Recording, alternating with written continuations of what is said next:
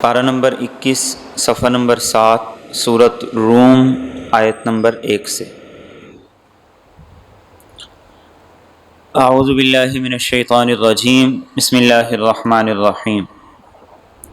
سورۃ روم مکی صورت ہے۔ یہ صورت انشقاق کے بعد نازل ہوئی، 60 آیات پر مشتمل ہے۔ روم اس سورہ مبارکہ کا نام رکھا گیا ہے اس لفظ کی وجہ سے جو ایک خاص پس منظر کے طور پر اس سورہ مبارکہ کے اندر ذکر کیا گیا ہے۔ بسم اللہ الرحمن الرحیم۔ الف لام میم اللہ اعلم بمرادی۔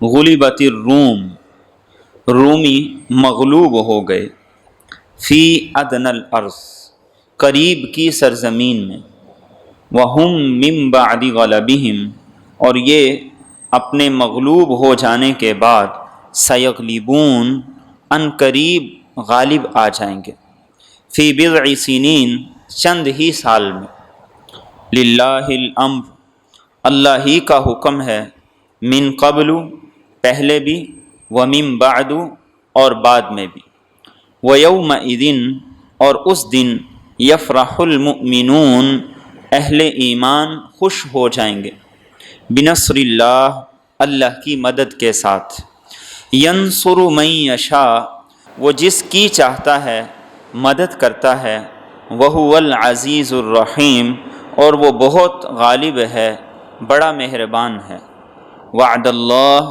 یہ اللہ کا وعدہ ہے، لا یخلف اللہ وعدہ، اللہ اپنے وعدے کی خلاف ورزی نہیں کرتا، وَلَٰكِنَّ أَكْثَرَ النَّاسِ، لیکن اکثر لوگ، لا يعلمون، علم ہی نہیں رکھتے ہیں۔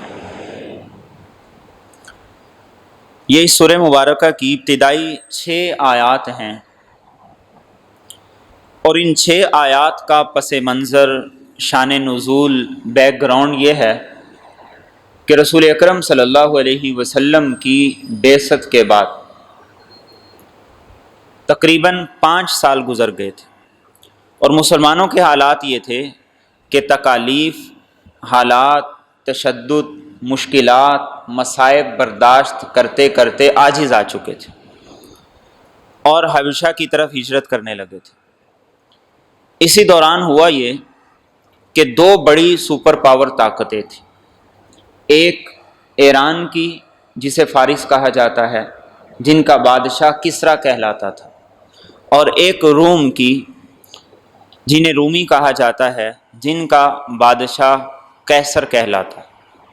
یہ 2 سپر پاور طاقتیں تھیں، ان کی آپس کے اندر لڑائیاں چلتی رہتی تھیں، لیکن رسول اکرم صلی اللہ علیہ وسلم کی بعثت کے 5 سال بعد، جس وقت آپ کی عمر تقریباً 45 سال تھی قمری اعتبار سے، تو اس وقت ہوا یہ کہ ان دونوں کی آپس میں لڑائی ہوئی، اور یہ لڑائی ہوئی شام، مصر اور اس طرح کے عراق کے علاقوں کے اندر، اور وہاں پر جب لڑائی ہوئی تو رومی شکست کھا گئے، اور فارس اور ایرانی ان کو فتح ہو گئے، اور رومیوں کو اتنی زبردست شکست ہوئی کہ وہ ان کا بادشاہ، اس نے قسطنطنیہ میں جا کے پناہ لی، جو مقدس صلیب وہ سمجھا کرتے تھے، اس مقدس صلیب کو ایرانی اٹھا کر لے گئے، اور ان کے بہت سے بڑے بڑے پادری کچھ قتل ہو گئے، کچھ قید ہو گئے۔ اس طرف رسول اکرم صلی اللہ علیہ وسلم کی دعوت چل رہی تھی۔ آپ صلی اللہ علیہ وسلم کے مخالفین مشرکین تھے۔ مشرکین یہ جھکاؤ رکھتے تھے ایرانیوں کی طرف، فارسیوں کی طرف، اس لیے کہ وہ آگ پرست تھے، وہ بھی مشرک تھے، اور مسلمان جھکاؤ رکھتے تھے رومیوں کی طرف، اس لیے کہ وہ عیسائی تھے، اہل کتاب تھے۔ تو جب رومی مغلوب ہو گئے تو مکہ کے اندر مشرکین نے خوشیاں منانی شروع کر دی، مسلمانوں کو طعنے دینے شروع کر دیے کہ دیکھا ہے ہمارے بھائی ادھر غالب آ گئے ہیں، انہوں نے رومیوں کو شکست دے دی ہے، اور رومی مغلوب ہو گئے، اور وہ وقت دور نہیں جب ہم تمہیں شکست دے دیں گے، تم بھی یہاں سے بھاگ جاؤ گے، اور تمہارا دین سب کچھ فنا ہو جائے گا۔ مسلمانوں نے جب یہ سنا تو وہ بڑے غمگین ہو گئے، بڑے پریشان ہوئے کہ ان کی باتوں سے، ان کے قول سے مسلمانوں کو تکلیف ہوئی، اور اس وجہ سے بھی تکلیف ہوئی چونکہ مسلمانوں کی حمایت اہل کتاب کے ساتھ تھی، عیسائیوں کے ساتھ تھی۔ تو اللہ رب العزت نے یہ آیات نازل کر دی، اور ان آیات سے مسلمانوں کو تسلی بھی دے دی اور دو پیشین گوئیاں بھی کر دی۔ اب جب یہ آیات نازل ہوئیں تو حضرت ابوبکر صدیق رضی اللہ تعالی عنہ آپ گئے، آپ نے بڑے مجمع کے اندر کھڑے ہو کر چوک میں یہ آیات تلاوت کر دی۔ جب آپ نے یہ آیات تلاوت کی تو ایک مشرک ابی بن خلف وہ آپ کو برا بھلا کہنے لگا، گالیاں دینے لگا، اور آپ سے یہ کہنے لگا کہ اگر آپ اپنے دعوے میں سچے ہیں، آپ کو قرآن پاک پہ اتنا یقین ہے تو شرط لگا لو۔ ابوبکر صدیق رضی اللہ تعالیٰ عنہ نے کہا بالکل لگا لو شرط، اور اس وقت شرط اور جوا حرام نہیں تھا، اس لیے کہ اسلام کا ابتدائی دور چل رہا تھا۔ شرط یہ طے ہوئی کہ 3 سال کے اندر اندر قرآن کریم کی یہ پیشین گوئی پوری ہو جائے گی۔ ابوبکر صدیق رضی اللہ تعالیٰ عنہ نے کہا ٹھیک ہے، کہ اگر 3 سال کے اندر پیشین گوئی پوری ہو گئی تو تم نے مجھے 3 اونٹ یا 10 اونٹ دینے ہیں، اور اگر نہ پوری ہوئی تو میں تمہیں 10 اونٹ دے دوں گا۔ اور یہ شرط طے کرنے کے بعد ابوبکر صدیق رضی اللہ تعالیٰ عنہ نے رسول اکرم صلی اللہ علیہ وسلم کو آ کر ساری کی ساری سٹوری سنائی۔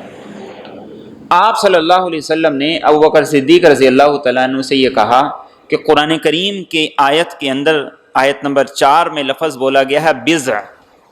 بضع کا لفظ عربی زبان کے اندر بولا جاتا ہے 3 سے 9 تک کے عدد کے لیے۔ تو آپ نے ابوبکر صدیق رضی اللہ تعالیٰ عنہ سے کہا کہ تم نے شرط تو ٹھیک لگائی لیکن مدت کم رکھی ہے، اس لفظ کے اعتبار سے اس کی مدت 9 سال کم از کم ہونی چاہیے۔ تو ابوبکر صدیق رضی اللہ تعالیٰ عنہ دوبارہ ابی بن خلف کے پاس گئے اور اسے جا کر یہ کہا کہ کچھ شرط کے اندر ترمیم کر لیتے ہیں۔ ترمیم یہ کرتے ہیں کہ سال وہ 3 یا 4 نہیں ہوں گے بلکہ 9 سال کے اندر یہ پیشین گوئی پوری ہوگی، اور اونٹ 10 نہیں ہوں گے، اب اونٹ 100 ہوں گے، جو جیت جائے گا اس کو 100 اونٹ ملیں گے۔ اس نے کہا ٹھیک ہے، منظور ہو گیا۔ اللہ کے رسول صلی اللہ علیہ وسلم کچھ سال کے بعد ہجرت کر گئے، اور دوسری طرف سے جو رومی تھے وہ طاقت پکڑنے لگے۔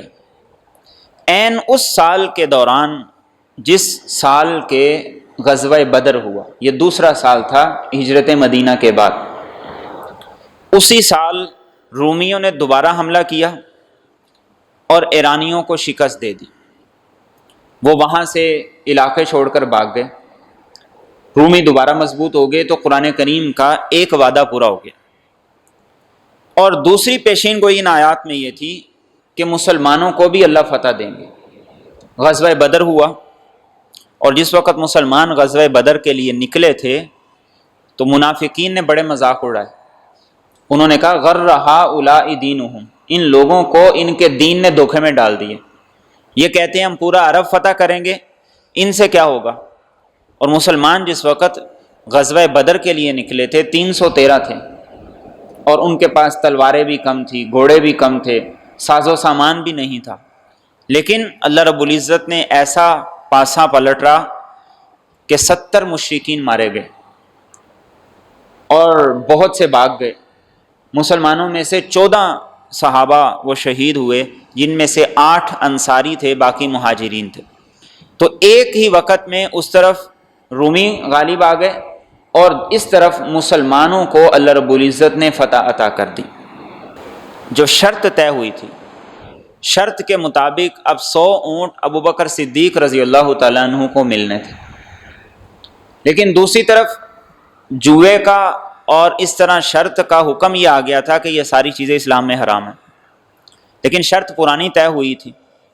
تو ابوبکر صدیق رضی اللہ تعالیٰ عنہ نے اپنی شرط کے اونٹ وصول کرنے کا جب ارادہ کیا تو ہوا یہ تھا کہ جو ابی بن خلف جس کے ساتھ شرط لگائی گئی تھی وہ غزوہ بدر میں مارا گیا تھا۔ تو آپ ان کے براسا کے پاس چلے گئے، اس کے بیٹوں سے جا کے کہا تمہارے باپ نے یہ شرط لگائی تھی اس کے یہ گواہ موجود ہیں، لہذا مجھے 100 اونٹ دیے جائیں۔ وہ مشرک ضرور تھے لیکن اپنی زبانوں کے پکے تھے، تو انہوں نے کہا ٹھیک ہے، 100 اونٹ دے دیے۔ آپ لے کر رسول اکرم صلی اللہ علیہ وسلم کے پاس آئے اور آ کر آپ کو سارے کا سارا واقعہ بیان کر دیا، تو رسول اکرم صلی اللہ علیہ وسلم نے فرمایا کہ اب چونکہ یہ ہمارے لیے حلال نہیں ہے، اس لیے ان کو صدقہ کر دو، ان کو صدقہ کر دو۔ چنانچہ آپ نے وہ اونٹ صدقہ کر دیے، اپنے استعمال میں کچھ بھی نہیں لے کر آئے۔ تو قرآن کریم میں ان آیات میں اللہ رب العزت نے یہ بتایا کہ اللہ رب العزت حالات کو بدلنے پر قدرت رکھتا ہے۔ جہاں امکانات ہی نہیں تھے، جہاں ظاہری طور پر کوئی یہ کہہ ہی نہیں سکتا تھا کہ رومی بھی کبھی غالب آئیں گے، لیکن چند سالوں میں اللہ رب العزت نے حالات کو پلٹ دی اور مسلمانوں کو اللہ رب العزت نے خوشی بھی دی اور دوہری خوشی دی۔ ایک اس وجہ سے کہ رومی غالب آ گئے، اور دوسری خوشی تھی کہ مشرکین کو بہت بڑی شکست ہوئی تھی، بڑے بڑے ان کے سردار مار دیے گئے تھے۔ ان آیات میں جو ایک بڑا سبق ہے وہ یہی ہے کہ مومن نہ اسباب پر یقین کرتا ہے، نہ حالات پہ یقین کرتا ہے، نہ قوت، توانائی، اسلحے اور ان چیزوں پہ یقین کرتا ہے۔ مومن کا یقین ہوتا ہے اللہ کے وعدوں پر، مومن کا یقین ہوتا ہے اللہ رب العزت کی بتائی ہوئی باتوں پر۔ اسی لیے ابوبکر صدیق رضی اللہ تعالیٰ عنہ نے آنکھیں بند کر کے یہ کہا کہ یہ قرآن کریم کی آیات میں ہے، اللہ کا فرمان ہے، یہ جھوٹ نہیں ہو سکتا۔ اور اللہ رب العزت نے ساتھ ہی یہ بھی کہہ دیا کہ یہ اللہ کا وعدہ ہے، اللہ اپنے وعدے کی خلاف ورزی نہیں کرتا، اور اللہ نے اپنے اس وعدے کو مکمل کر کے دکھایا، اور تاریخ آج اس بات کی گواہ ہے۔ اور ساتھ میں یہ بھی اشارہ کر دیا تھا کہ اللہ کی مدد سے مسلمانوں کو بھی فتح ملے گی، اللہ مسلمانوں کو بھی مدد کرے، مسلمانوں کی بھی مدد کرے گا، اور یہ اللہ نے کر کے دکھا دیا۔ دوسرا اس میں بڑا سبق یہ ہے کہ آج ہمارے لین دین وہ ہمیں اپنی زندگی کے اندر چکانے ہیں۔ ہمارے لین دین انہیں ہم نے اپنی زندگی کے اندر چکانا ہے۔ کتنے ہی واقعات ایسے ہیں کہ باپ کی وفات کے بعد جب لینے کے لیے لوگ پہنچے تو اولاد نے کہہ دیا تمہارا باپ کے ساتھ لین دین تھا، ہمیں اس سے کیا، ہم نہیں دیں گے۔ اور بسا اوقات وہ بہت بڑی رقم ہوتی ہے، تو اب پکڑا کون جائے گا؟ باپ پکڑا جائے گا۔ ہاں، اولاد کو اگر پتہ ہے کہ باپ مقروض تھا اور ثبوت بھی موجود ہیں، پھر اولاد بھی مجرم ہے، لیکن پہلا جرم باپ کا ہے کہ اس کی ذمہ داری یہ تھی کہ وہ اپنی زندگی کے اندر یہ سارے انتظام کر کے جاتا، اور اس بات کے بارے میں باقاعدہ طور پر وہ شواہد چھوڑ کے جاتا، لکھ کے جاتا کہ میں نے فلاں سے اتنا لینا ہے، فلاں کو اتنا دینا ہے۔ ایک بڑا تنازع تو یہ بھی ہوتا ہے نا کہ لینے والے موجود ہیں لیکن ثبوت کوئی نہیں، لکھت پڑھت کوئی نہیں ہے، تو وہ کہتا ہے میں نے لینا ہے، وہ کہتے ہیں کہ تم نے لینا ہے تو اس کا کوئی ثبوت دکھاؤ۔ بات معقول ہے؟ ہم دین کے احکامات پر عمل نہیں کرتے، اور بعد میں پھر جب لڑائی جھگڑے تک، اختلافات تک نوبت چلی جاتی ہے تو پھر ہم کہتے ہیں ہم نے فلاں پہ اعتماد کیا، ہم نے فلاں پہ اعتماد کیا، اور اس کا نتیجہ یہ ہوا۔ جب دین مجھے اور آپ سے کہتا ہے کہ اپنے معاملات، لین دین کے بارے میں لکھت پڑھت کر لیا کرو، اپنے معاملات اور لین دین کے بارے میں گواہ بنا لیا کرو، تو پھر میرے اور آپ کی بھی ذمہ داری ہے کہ ہم بھی اپنے معاملات اس طرح سے صاف کر کے رکھیں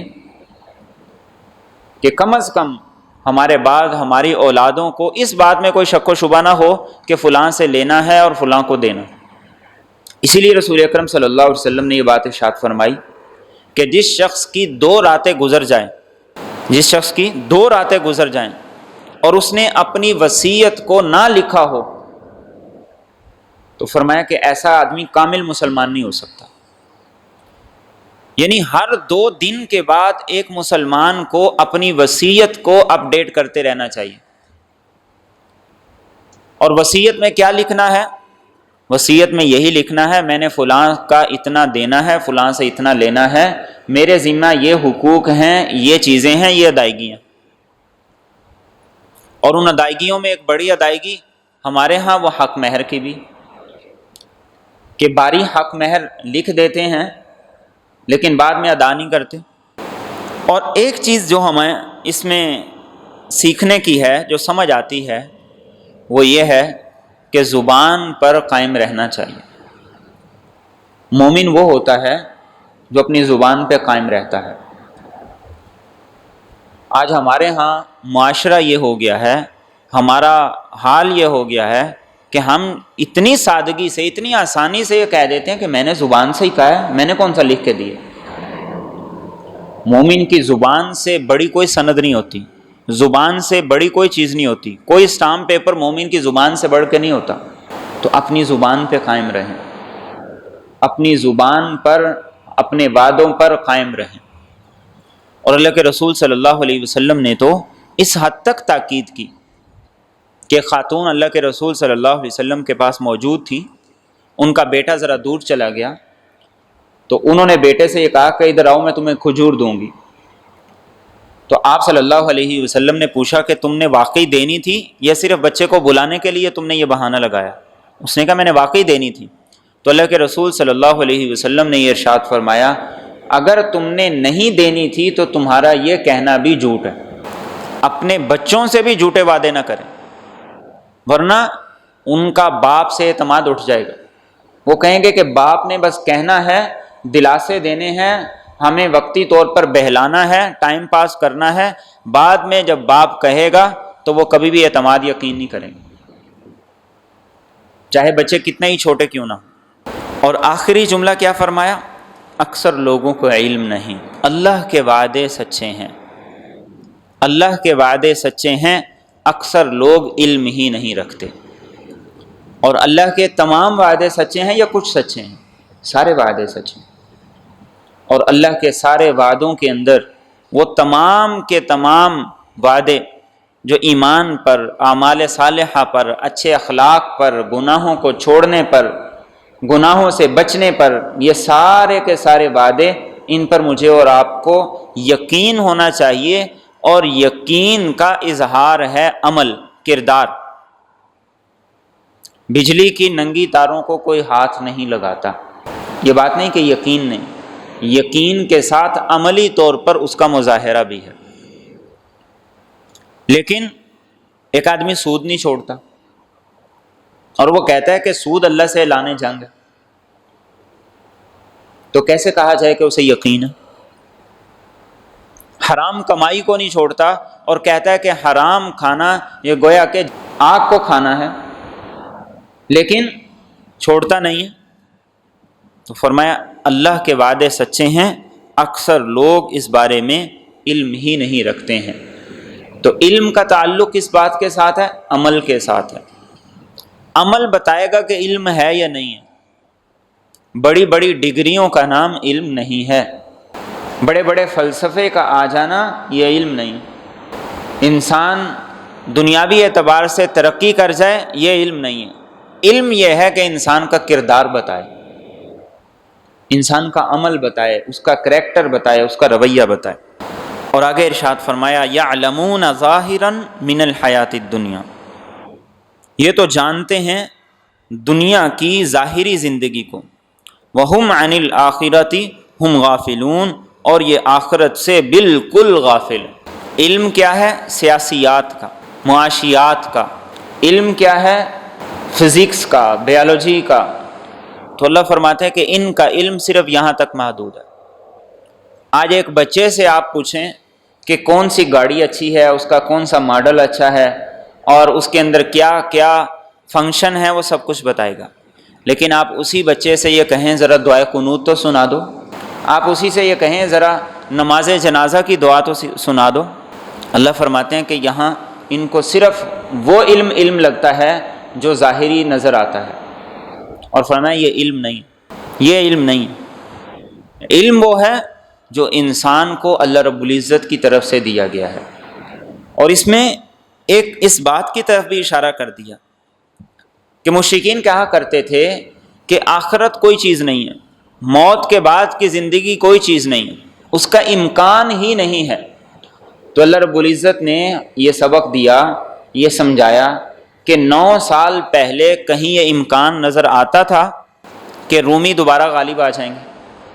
بالکل کوئی امکان نظر نہیں آتا تھا، لیکن اللہ نے کر دکھایا۔ فرمایا ایسے ہی آخرت کا معاملہ ہے، انسان کو کوئی امکان نہیں نظر آتا کہ یہ بھی ہو سکتا ہے، لیکن اللہ رب العزت اسے کر دیتا ہے۔ آج کوئی سوچ سکتا تھا کہ پوری دنیا بند ہو جائے گی، پوری دنیا پہ ایسا وقت آ سکتا ہے؟ کوئی نہیں سوچ سکتا تھا، کسی کا تصور بھی نہیں تھا۔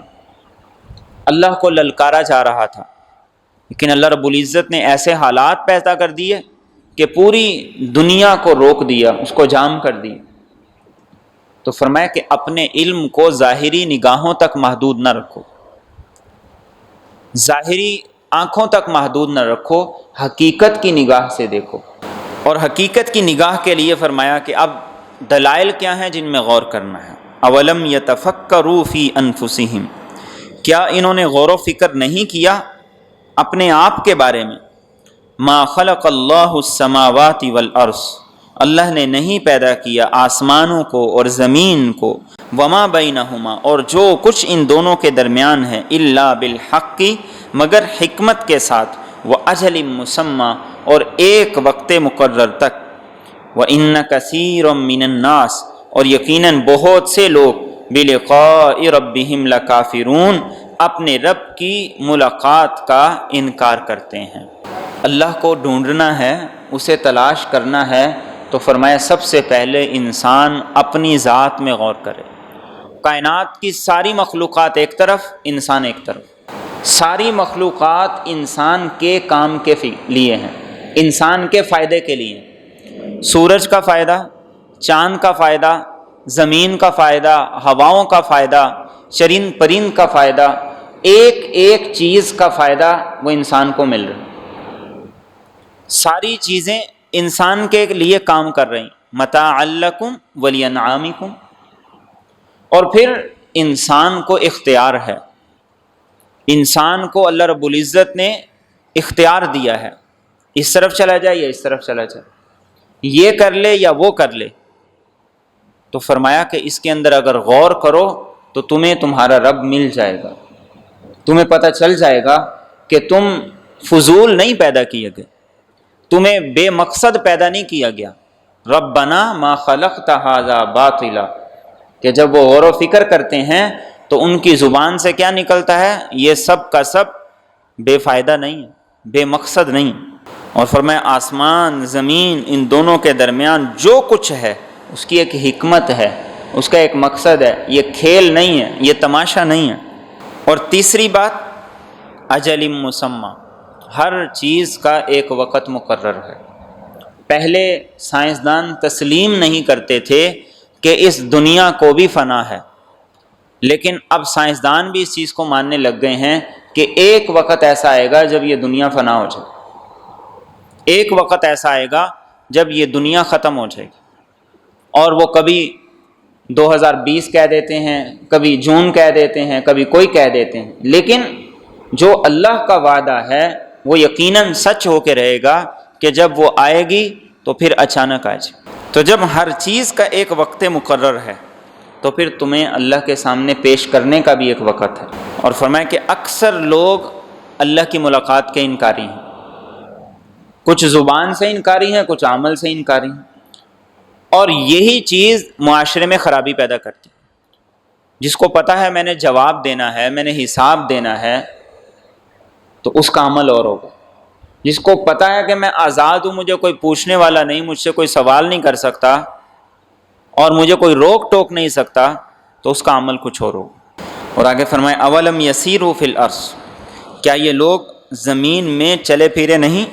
فینظروا، تو یہ دیکھتے، کیف کان عاقبہ، کیسے ہوا انجام، الذین من قبلہم، ان لوگوں کا جو ان سے پہلے تھے، کانوا اشد منہم قوہ، وہ ان سے زیادہ قوت والے تھے، وَأَثَارُوا الْأَرْضَ، اور انہوں نے زمین میں ہل چلائے، وَعَمَرُوهَا، اور انہوں نے اسے آباد کیا، اکثر مما عمروہا، اس سے زیادہ جتنا انہوں نے آباد کیا، وجاءتہم رسلہم بالبینات، اور ان کے پاس ان کے رسول واضح دلائل لے کر آئے، فما کان اللہ لیظلمہم، تو اللہ نہیں تھا کہ ان پر ظلم کرے، ولیکن کانوا انفسہم یظلمون، لیکن وہ خود ہی اپنے آپ پر ظلم کرتے تھے۔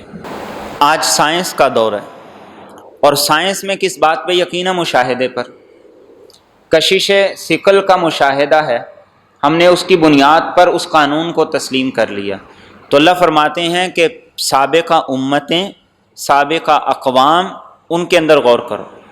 آخرت کا انکار کرنے والے کوئی ایک دو فرد نہیں تھے، بڑی بڑی قومیں تھیں، بڑی بڑی امتیں تھیں، بڑے بڑے معاشرے تھے، بڑی بڑی تہذیبیں تھیں، لیکن ان کا انجام کیا ہوا؟ تو کیا تمہیں اس سے احساس نہیں ہوتا، اس سے یہ اندازہ نہیں ہوتا کہ آخرت کا انکار، آخرت پر یقین نہ لانا، یہ انسان کے لیے تباہ کن ہے؟ اور فرمایا بڑی قوت والے تھے، انہوں نے جتنا زمین کو آباد کیا اتنا تم نہیں کر سکے۔ آج جو دنیا کے عجائبات ہیں، ان عجائبات میں سارے وہ ہیں جو پرانے لوگوں کے بنائے ہوئے۔ اہرام مصر جو دنیا کے عجائبات کے اندر شمار ہے، آج تک یہ نہیں لوگوں کو پتہ چل سکا، سائنسدان یہ نہیں پتہ کر سکے کہ یہ 75 من کا ایک ایک پتھر انہوں نے چڑھایا کیسے، ایک دوسرے کے اوپر رکھا کیسے، دنیا کے عجائبات کے اندر۔ اور تاریخی عمارتیں ہیں، لیکن فرمایا کہ دیکھو ان کا انجام کیا ہوا۔ قوم عاد تھی، قوم سمود تھی، یہ ہڑپا ہے، موہنجودار ہے، ان کے سارے ویرانے، ان کی ساری بربادیاں، یہ کچھ سبق دیتی ہیں، لیکن اگر انسان کے اندر دیدہ عبرت ہو، عبرت کی آنکھ ہو۔ اور دوسری طرف اللہ نے رسول بھی بھیج دیے، انہوں نے بھی بتایا، انہوں نے بھی سمجھایا، تو فرمایا اللہ نے کوئی ظلم نہیں کیا، یہ خود ظالم تھے۔ آگے فرمایا ثم کان عاقبۃ الذین اساءوا، پھر ہوا انجام ان لوگوں کا جنہوں نے برائی کی، السوء، برا ہی، ان کذبوا بآیات اللہ، اس وجہ سے کہ انہوں نے اللہ کی آیات کو جھٹلا دیا، وکانوا بہا یستہزئون، اور وہ اس کا مذاق اڑایا کرتے تھے۔ برے کا انجام برا ہے، جیسا بوگے، جیسا بیج ڈالو گے ویسا ہی کاٹو۔ اور آگے فرمائے اللہ یبدأ الخلق، اللہ وہ ہے جو پہلی بار پیدا کرتا ہے، ثم یعید، پھر اسے وہ دوبارہ لوٹائے گا، ثم الیہ ترجعون، پھر اسی کی طرف تم سب لوٹائے جاؤ گے۔ پہلی مرتبہ ایجاد کرنا، وجود دینا، تخلیق کرنا یہ مشکل ہے۔ ایک دفعہ ایک چیز کو وجود دے دیا گیا، اس کے بعد دوبارہ اسے بنانا آسان ہے۔ فرمایا یہ کیسے کہہ سکتے ہو کہ موت کے بعد کوئی زندگی نہیں؟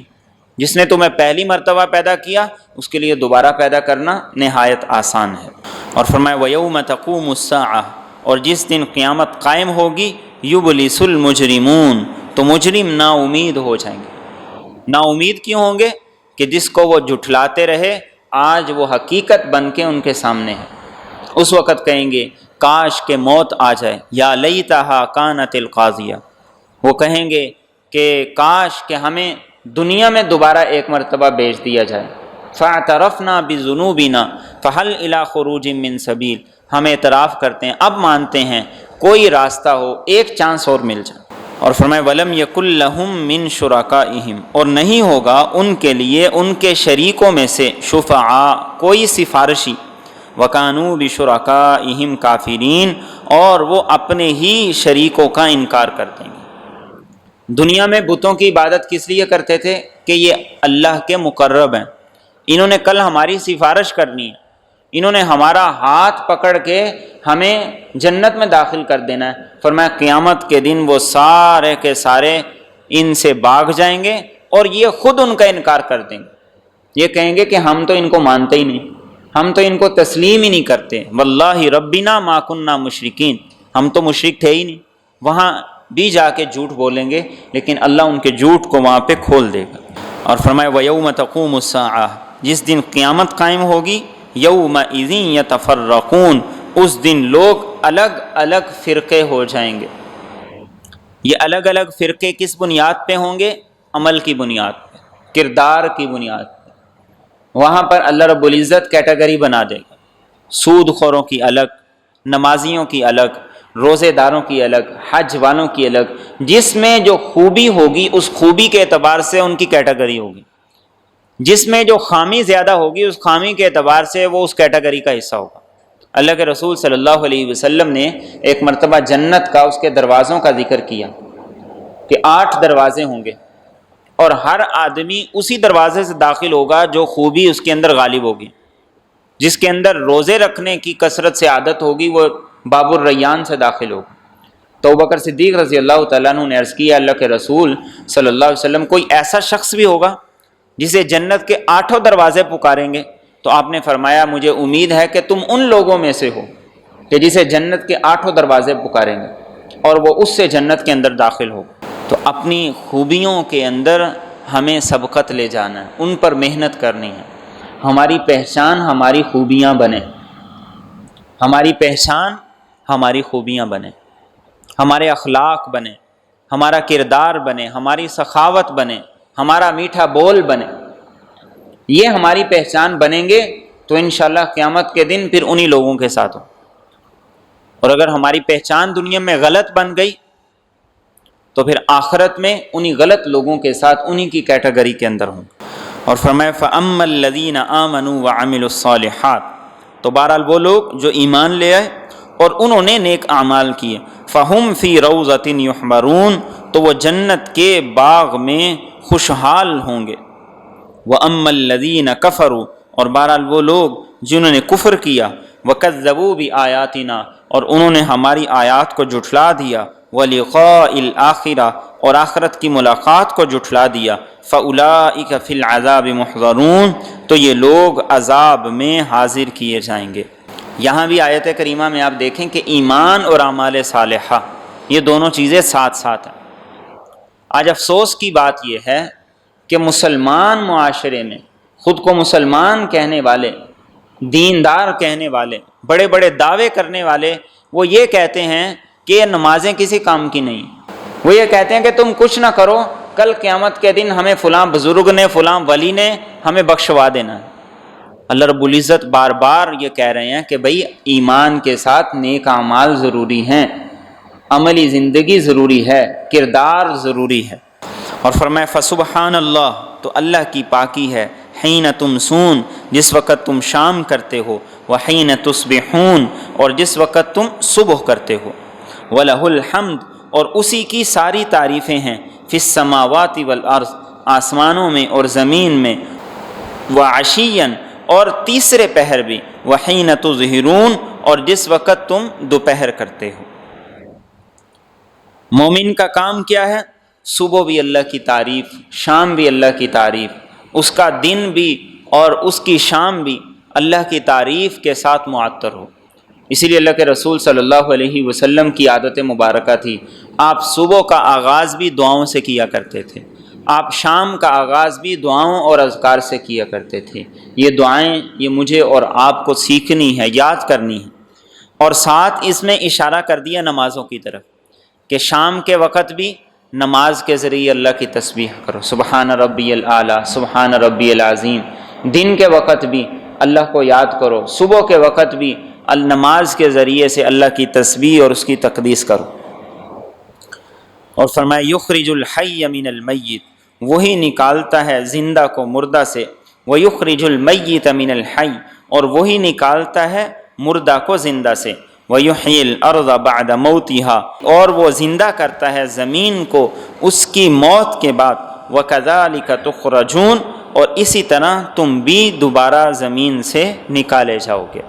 اللہ بے جان سے ایک جاندار کو پیدا کر دیتا ہے، ایک انڈے سے مرغی کو پیدا کرتا ہے، ایک مرغی سے انڈے کو پیدا کرتا ہے، ایک بظاہر بے جان نظر آنے والے نطفے سے ایک خوبصورت اعضاء والا، خوبصورت شکل والا، صلاحیت والا انسان، اسے اللہ پیدا کر دیتا ہے۔ اور فرمایا زمین کو دیکھتے ہو بنجر ہے، ویران ہے، خشک ہے، بارش آتی ہے تو زمین کے اندر سے پھل، پھول، اناج، سبزیاں یہ نکلنے لگتے ہیں، تو فرمایا تم بھی تو مر کے اسی زمین میں جاتے ہو، اللہ ایسے ہی تمہیں بھی اس زمین سے نکال دے گا۔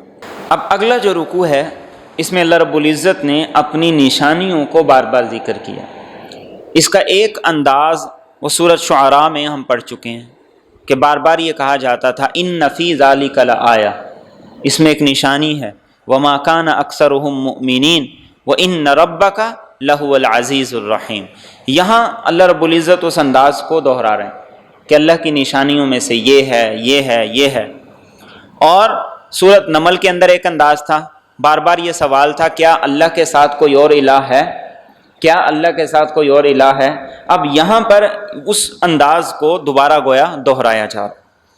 فرمایا وَمِنْ آیَاتِهِ، اور اللہ کی نشانیوں میں سے، ان خلقکم من تراب، کہ اس نے تمہیں پیدا کیا مٹی سے، ثم اذا انتم بشر، پھر تم اب اچانک انسان ہو، تنتشرون، پھیلتے چلے جا رہے ہو۔ انسان کی تخلیق مٹی سے، آدم علیہ السلام کا جو وجود پتلا اللہ نے مٹی سے بنایا، اور اب بھی انسان جتنی غذا لیتا ہے وہ مٹی سے پیدا ہوتی ہے، اسی سے اس کا خون بنتا ہے اور اسی سے نطفہ بنتا ہے، اسی سے پھر آگے ساری کی ساری نسل چلتی ہے۔ فرمایا وہ اللہ ہے جس نے تمہیں اس مٹی سے پیدا کیا اور پھر اس پوری زمین کے اندر پھیلا دی۔ ہر انسان کی شکل، صورت، اخلاق، سوچ، فکر، صلاحیت دوسرے سے مختلف، تو کیا یہ سب خود بخود ہو گیا؟ کیا یہ سب اچانک ہو گیا؟ کیا اسے کرنے والا کوئی نہیں ہے؟ تو فرمایا یہ اللہ کی نشانیوں میں سے نشانی ہے۔ اور فرمایا وَمِنْ آیَاتِهِ، اور اس کی نشانیوں میں سے، ان خلق لکم، کہ اس نے پیدا کیا تمہارے لیے، من انفسکم، تمہاری ہی جن سے، ازواجا، جوڑے، لتسکنوا الیہا، تاکہ تم سکون حاصل کرو اس کی طرف، وجعل بینکم مودہ، اور اس نے بنائی تمہارے درمیان محبت، ورحمہ، اور مہربانی۔ ان فی ذالک لآیات، یقیناً اس میں البتہ بہت سی نشانیاں ہیں، لقوم یتفکرون، ان لوگوں کے لیے جو غور و فکر کرتے ہیں۔ انسان اگر اکیلا ہوتا، ذرا تصور کیجئے صرف اس کائنات میں مرد ہوتے یا صرف اس کائنات میں عورتیں ہوتی تو انسان کی زندگی اور اس زندگی کی خوبصورتی کہیں نظر نہیں آتی۔ اللہ نے یہ جوڑا بنایا مرد اور عورت کا، اور پھر فطری اعتبار سے ایسا بنایا کہ مرد اور عورت جب ملتے ہیں تو ہی ان کی فطرت کو تسکین ملتی ہے، اور پھر اس سے ایک گھر بنتا ہے، اس سے ایک قبیلہ بنتا ہے، اس سے ایک معاشرہ بنتا ہے۔ بندروں کے گھر اور ان کے معاشرے نظر نہیں آتے، یہ انسانوں کے معاشرے اللہ نے بنائے، اور فرمایا کہ یہ اللہ کی نشانی۔ اور پھر میاں بیوی کا رشتہ ایک ایسا بنایا کہ دونوں کو ایک دوسرے سے سکون ہے، اطمینان ہے، اور پھر اللہ نے ان کے درمیان مودت اور محبت کا رشتہ رکھا، اور پھر مودت اور محبت کے رشتے کے ساتھ آپس میں مہربانی رکھی۔ انسان کی عمر کا ایک حصہ وہ ہوتا ہے جہاں جنسی جذبات میاں بیوی کو ایک دوسرے کے قریب رکھتے ہیں، لیکن اس عمر کے حصے کے بعد پھر ایک بڑا حصہ وہ آتا ہے جہاں جنسی جذبات نہیں ہوتے، لیکن میاں بیوی اس رشتے کو نبھاتے ہیں، پھر اپنے گھر کو بناتے ہیں، پھر اپنی اولاد کے لیے وہ تگ و دو کرتے ہیں، ان کے لیے انتظامات کرتے ہیں۔ فرمایا یہ سارے کا سارا نظام یہ کس نے بنایا ہے؟ خود بخود نہیں ہے، خود بخود نہیں ہے۔ اس نظام کو اس نے توازن کے ساتھ بنایا۔ اس کائنات میں کبھی ایسا نہیں ہوا کہ مرد ہی مرد اتنے زیادہ ہو گئے کہ عورتیں رشتے کے لیے ناپید ہو گئیں، عورتوں کی بہت قلت ہو گئی، یا عورتیں اتنی زیادہ ہو گئیں کہ مرد اس کے مقابلے میں کم ہو گئے۔ ہر معاشرے میں، ہر ملک میں یہ ایک توازن کے ساتھ مرد اور عورتوں کی تعداد ہے۔ فرمایا یہ توازن کس نے رکھا ہے؟ یہ رشتوں کے اندر محبت، مودت اور ان کا جوڑ، ایک دوسرے کی طرف میلان، ایک دوسرے کے ساتھ سکون، یہ سارا کس نے رکھا ہے؟ خود بخود ہے؟ نہیں، خود بخود نہیں۔ لیکن سمجھے گا کون؟ جو غور و فکر کرے گا، جو سوچ رکھے گا، جو اس کے اندر اپنی توانائی لگائے گا۔ اور فرمایا ومن آیاتہ خلق السماوات والارض، اور اس کی نشانیوں میں سے آسمان اور زمین کی تخلیق، واختلاف السنتکم، اور تمہاری زبانوں کا مختلف ہونا، والوانکم، اور تمہارے رنگ کا جدا جدا ہونا، ان فی ذلک لآیات للعالمین، یقیناً اس میں البتہ نشانیاں ہیں للعالمین، علم والوں کے لیے۔ آسمان کی تخلیق، زمین کی تخلیق، اور پھر زبانیں مختلف ہیں۔ آپ ہمارے ملک کو دیکھ لیں، بولنے سے پتہ چل جاتا ہے کہ یہ لاہور کا ہے یا سیالکوٹ کا ہے یا گوجرانوالے کا۔ ہمارے ملک میں آپ جنوبی پنجاب کی طرف چلتے جائیں، زبان مختلف ہوتی رہتی، اور پھر اس ملک سے باہر چلے جائیں، مختلف زبانیں بولی جاتی ہیں۔ پوری دنیا کے اندر کتنی زبانیں ہیں جو بولی جاتی ہیں، حالانکہ ساری اسی گوشت کی ایک زبان سے بولی جاتی ہیں۔ سب کے اندر وہی خون ہے، وہی ہڈیاں ہیں، وہی ہاتھ ہیں، وہی پیر ہیں۔ تو فرمایا یہ زبانیں مختلف بنانے والا کون ہے؟ یہ اندر کا سافٹ ویئر چینج کرنے والا کون ہے؟ اور صرف اتنا نہیں، وَأَلْوَانِكُمْ، رنگ بھی مختلف ہیں۔ دو آدمی کھڑے ہوں تو پتہ چل جاتا ہے کہ یہ پاکستانی اور یہ انڈین ہے۔ تین کھڑے ہوں تو پتہ چل جاتا ہے یہ بنگالی ہے، یہ پاکستانی ہے اور یہ انڈین ہے۔ اور اس کے علاوہ پتہ چل جاتا ہے کہ یہ انڈونیشیا کا ہے، یہ ملیشیا کا ہے، یہ حبشہ کا ہے، یہ فلاں جگہ کا ہے۔ فرمایا یہ سارے کا سارا اختلاف کس نے رکھا؟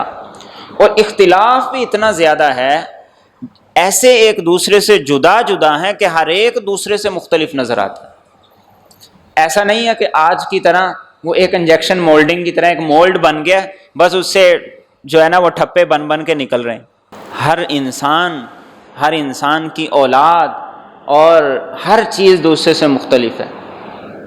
ایک پتا دوسرے پتے سے مختلف ہے، ایک پرندے کا پر دوسرے کے پر سے مختلف ہے، ایک کے بال دوسرے سے مختلف ہیں۔ تو کوئی بیوقوف کیسے کہہ سکتا ہے کہ اس دنیا کا نظام خود بخود چل رہا ہے؟ آج کتنے زیادہ لوگ ایسے ہیں، کتنے زیادہ لوگ ایسے ہیں جو یہ کہتے ہیں کہ اس کائنات کا نظام بس خود بخود چل رہا ہے،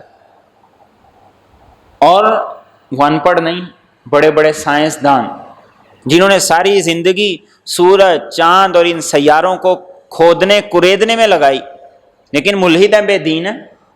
اور اللہ فرماتے ہیں کہ ان کا علم صرف ظاہری علم ہے۔ یہ تم کہتے ہو کہ بڑا علم ہے، بڑا نالج ہے، فرمایا کوئی علم نہیں، کوئی نالج نہیں۔ جس نے رب کو نہ پہچانا، اتنے بڑے بڑے دلائل کے باوجود وہ جاہل ہے، وہ ان پڑھ ہے، اس کا علم کوئی علم نہیں۔ علم اس کا ہے جس نے رب کو پہچان لیا۔ یہی ایک دیہاتی نے کہا تھا، پینڈو نے یہی کہا تھا۔ اس نے کہا تھا کہ مینگنیوں سے پتہ چلتا ہے کہ یہاں سے اونٹ گزر کے گیا، تو اتنے بڑے آسمان سے نہیں پتہ چلتا کہ اس کا کوئی رب ہے، اس کو کوئی بنانے والا ہے، اس کو کوئی قائم رکھنے والا ہے۔ تو ایسا اللہ نے نظام بنایا۔ فرمایا علم والوں کے لیے نشانیاں ہیں، یہ علم ہے جس کو ہم نے حاصل کرنا ہے۔ فنگر پرنٹ کے علاوہ آپ یہ دیکھیں کہ اب دنیا کے اندر فنگر پرنٹ کی بجائے آنکھوں کو سکین کرنے لگ گئے کہ ایک آنکھ کی پتلی دوسرے کی آنکھ سے نہیں ملتی۔ کوئی ایک چیز ایسی نہیں ہے جو انسان کی دوسرے سے ملتی ہو۔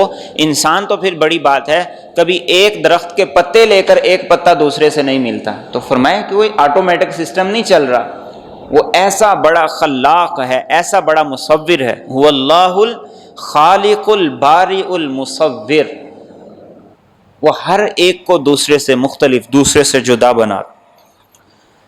اور فرمایا وَمِنْ آیَاتِهِ، اور اس کی نشانیوں میں سے منامکم باللیل، تمہارا سو جانا رات میں، والنہار، اور دن میں، وابتغاؤکم من فضلی، اور تمہارا تلاش کرنا اس کا فضل۔ ان فی ذلک لآیات، یقیناً اس میں بہت سی نشانیاں، لقوم یسمعون، ان لوگوں کے لیے جو سنتے ہیں۔ اللہ نے انسان کو بنا کے چھوڑ نہیں دیا، پھر وہ بڑا رحیم کریم ہے، اس کی ضرورتیں بھی پوری کر رہا ہے۔ انسان محنت کرتا ہے، تھک جاتا ہے، پھر کیا ہے، خود بخود اس پر نیند کی کیفیت آ جاتی، اور پھر کچھ وقت کے بعد اس کی جیسے ہی چارجنگ پوری ہوتی ہے وہ اٹھ کھڑا ہوتا ہے، پھر عمل میں لگ جاتا ہے۔ دن کو سو جائے، رات کو سو جائے، دن کا کام کر لے، رات کو کام کر لے۔ فرمایا نشانیاں ہیں، کوئی عقل سے کام لو، غور و فکر کرو، کون ہے جس نے یہ سب کچھ کیا۔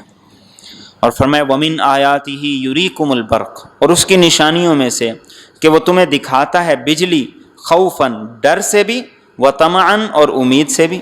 وَيُنَزِّلُ مِنَ السَّمَاءِ مَاءً اور وہ اتارتا ہے آسمان سے پانی، فَيُحْيِي بِهِ الْأَرْضَ بَعْدَ مَوْتِهَا اور زندہ کرتا ہے اس کے ذریعے زمین کو اس کے مر جانے کے بعد۔ إِنَّ فِي ذَلِكَ لَآيَاتٍ یقیناً اس میں البتہ بڑی نشانیاں ہیں، لِقَوْمٍ يَعْقِلُونَ ان لوگوں کے لیے جو عقل رکھتے ہیں۔ بجلی کی کڑک خوف کس بات کا ہے کہ گر نہ جائے، نقصان نہ ہو جائے، آبادی نہ تباہ ہو جائے، اور امید کس بات کی ہے کہ بارش آئے گی، فصلوں کو فائدہ ہوگا، زمین لہلہائے گی، فصلیں جو ہیں لہلہائیں گی۔ اور فرمایا عقل والوں کے لیے نشانیاں ہیں۔ عقل مند وہ ہے جو ان نشانیوں سے رب کو پہچان لے، اپنے مالک کو پہچان لے۔ اور فرمایا وَمِنْ آیَاتِهِ اور اس کی نشانیوں میں سے ہے ان تقوم السماء والارض بامری کہ آسمان اور زمین اس کے حکم سے قائم ہیں۔ ثم اذا دعاکم دعوا پھر جب وہ تمہیں پکارے گا ایک پکار، من الارض زمین سے، اذا انتم تخرجون تو اچانک تم نکل آؤ گے۔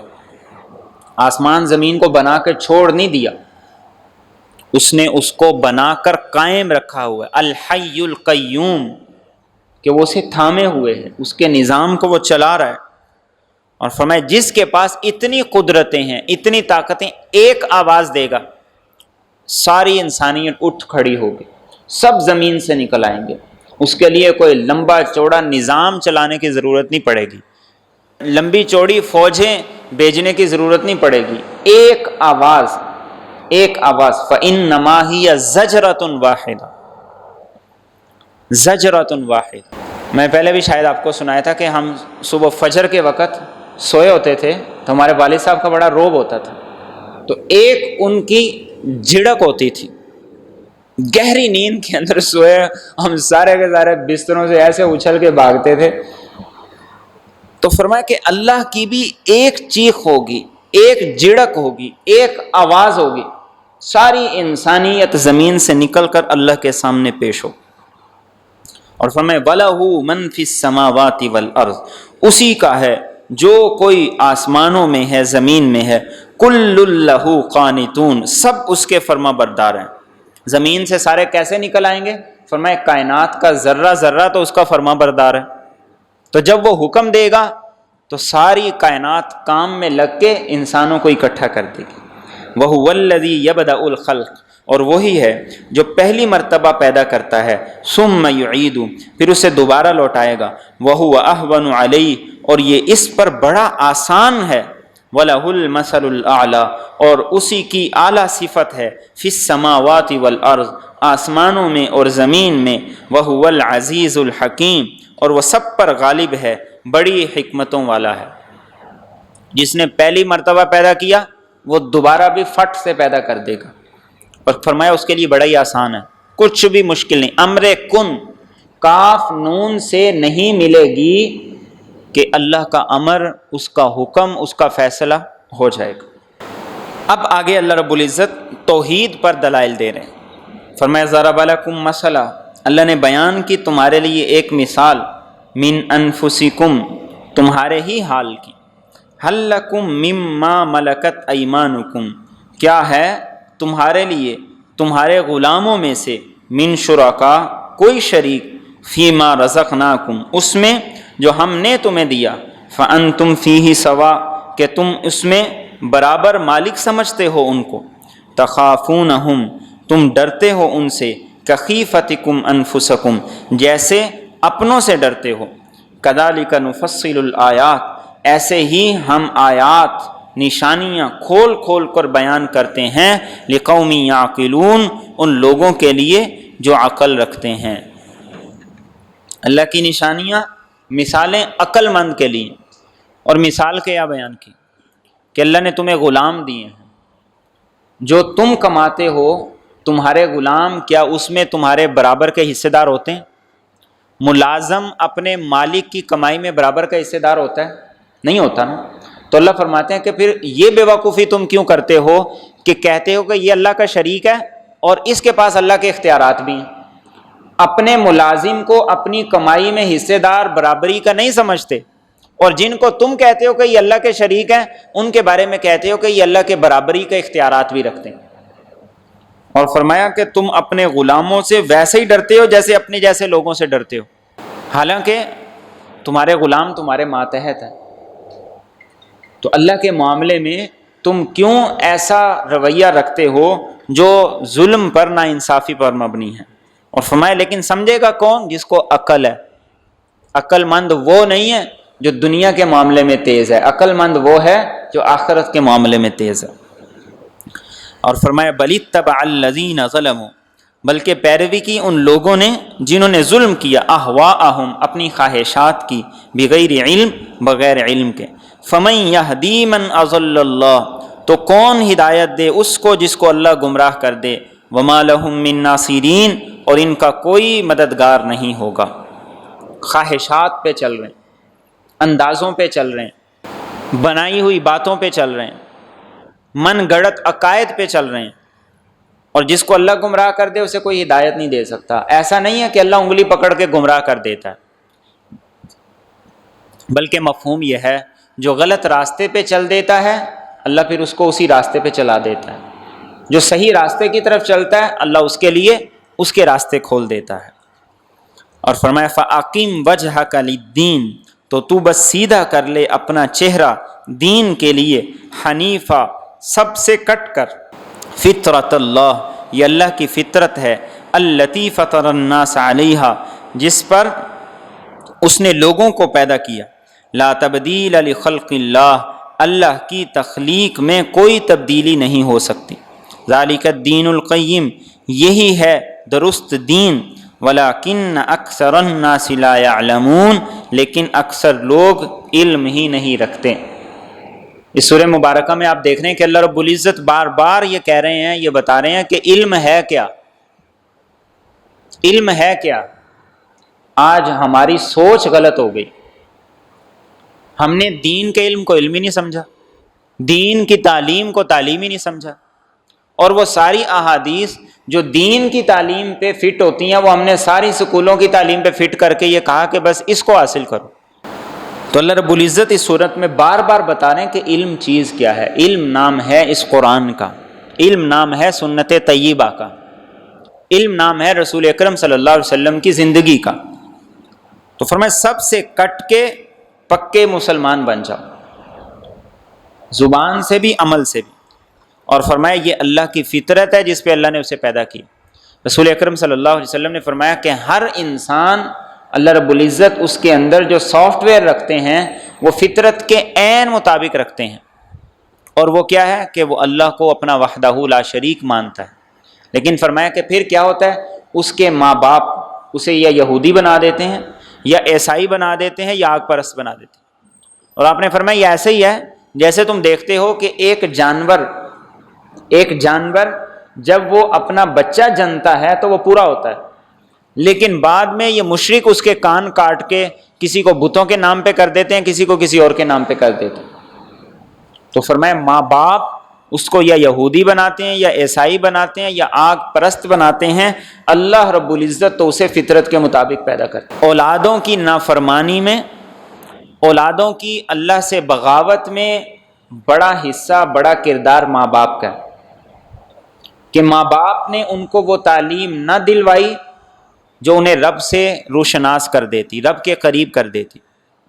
اور قیامت کے دن قرآن کریم یہ کہتا ہے کہ اولاد ماں باپ کا گریبان پکڑے گی، اور وہ کہے گی کہ اللہ یہ ہمارے بڑے تھے، انہوں نے ہمیں جو کہا ہم نے وہ کر دی۔ آج اگر اولاد ہمارے کہنے پہ ڈاکٹر بن جاتی ہے، انجینئر بن جاتی ہے، دنیا کی اور تعلیم حاصل کر لیتی ہے، بڑی بڑی ڈگریاں لے لیتی ہے، تو پھر ہمارے کہنے پہ وہ قرآن بھی تو پڑھ سکتی ہے نا، پھر ہمارے کہنے پہ وہ دین کو بھی تو سیکھ سکتی ہے نا۔ تو فرمایا کہ اللہ پیدا کرتا ہے فطرت کے مطابق، لیکن ماں باپ اس کو اس طرح بنا دیتے ہیں جیسے وہ خود ہوتے ہیں، اور یہ فطرت کبھی تبدیل نہیں ہوتی۔ انسان کے اندر وہ چیز موجود ہے، اور انسان کائنات کے اندر غور و فکر کر کے اور اس کی کائنات کی نشانیوں میں غور و فکر کر کے اللہ کو حاصل کر سکتا ہے۔ اور فرمایا منیبین الیہ، رجوع کرنے والے ہیں اس کی طرف، واتقوہ، اور اسی سے ڈرو، واقیموا الصلاۃ، اور نماز قائم کرو، ولا تکونوا من المشرکین، اور مشرکوں میں سے مت ہو جاؤ۔ اللہ کی طرف رجوع کیسے ہے؟ ہر ایک سے کٹ کر، ہر ایک سے منہ موڑ کے، اور فرمایا اللہ سے ڈرو۔ اور نماز کی ترغیب یہاں کیسے ہے؟ نماز قائم کرو، مشرک نہ بنو۔ یعنی نماز ہی وہ چیز ہے جو انسان کو شرک سے روکتی ہے۔ نماز وہ چیز ہے جس سے انسان کا بار بار اللہ کی طرف رجوع ہوتا ہے۔ نماز وہ چیز ہے جس سے بندہ بار بار اللہ کے ساتھ رجوع کرتا ہے، اللہ کے ساتھ کانٹیکٹ کرتا ہے۔ اور اسی لیے اللہ کے رسول صلی اللہ علیہ وسلم نے فرمایا کہ بندے اور کفر کے درمیان فرق کرنے والی چیز نماز ہے۔ تو جو نماز نہیں پڑھتا گویا کہ وہ اپنے ظاہر سے مشرک ہے۔ تو یہاں کیا فرمایا؟ نماز قائم کرو، مشرک نہ بنو۔ من الذین فرقوا دینہم، ان لوگوں میں سے جنہوں نے اپنے دین کو ٹکڑے ٹکڑے کر دیا، وکانوا شیعا، اور وہ فرقے فرقے بن گئے، کل حزب بما لدیہم فرحون، اور ہر گروہ اس پر جو کچھ ان کے پاس ہے خوش ہو رہے ہیں۔ دین کو ٹکڑے ٹکڑے کر دیا، دین کے اندر ایسے ایسے گروہ بنا لیے جس نے ایک دوسرے کے خلاف نفرت کے بیج بو دی، اور ہر ایک کیا سمجھتا ہے کہ میں بالکل ٹھیک ہوں۔ یہودی کہتے ہیں کہ ہم سچے ہیں، عیسائی کہتے ہیں کہ ہم سچے ہیں۔ فروعی اختلاف یہ برا اختلاف نہیں۔ اللہ کے رسول صلی اللہ علیہ وسلم کے صحابہ میں دونوں طرح عمل کرنے والے تھے، اونچی آواز سے آمین کہنے والے بھی تھے، آہستہ آواز سے آمین کہنے والے بھی تھے، لیکن نفرت نہیں تھی۔ ائمہ اربعہ جو تھے، امام ابو حنیفہ، امام مالک، امام شافعی، امام احمد بن حنبل رحمہ اللہ تعالیٰ، ان کا اختلاف یہ فروعی اختلاف تھا، اور وہ کبھی ایک دوسرے سے انہوں نے نفرت کو نہیں بھڑکایا۔ آج بھی دیکھتے ہیں ہم دنیا میں، جب حج پہ جاتے ہیں، عمرے پہ جاتے ہیں، کبھی کئی دو لوگوں کا جھگڑا ہوا کہ تم رفع یدین کے ساتھ پڑھ رہے ہو، تم رفع یدین کے بغیر پڑھ رہے ہو، تم ہاتھ چھوڑ کے پڑھ رہے ہو، تم اونچی آمین کہہ رہے ہو، تم آہستہ آمین کہہ رہے ہو، کبھی جھگڑا نہیں ہوا۔ لیکن پھر یہاں کیوں ہوتا ہے؟ یہاں کیوں ہوتا ہے؟ یہ ہے فرقہ بندی، یہ ہے فرقہ بندی۔ اختلاف غلط نہیں ہے، اختلاف غلط نہیں ہے، نفرتیں غلط ہیں، نفرتیں غلط ہیں۔